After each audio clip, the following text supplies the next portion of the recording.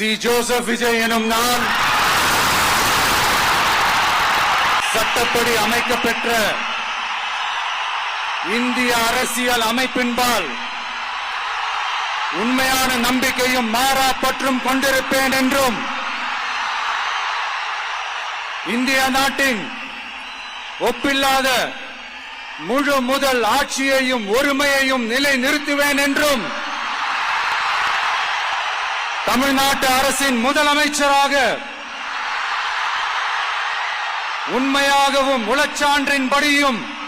என் கடமைகளை நிறைவேற்றுவேன் என்றும் அரசியல் அமைப்பிற்கும் சட்டத்திற்கும் இணங்க அச்சமும் ஒருதலை சார்பும் இன்றி விருப்பு வெறுப்பை விலக்கி பலதரப்பட்ட மக்கள் அனைவருக்கும்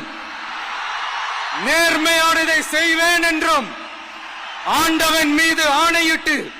உறுதிமொழிகிறேன்.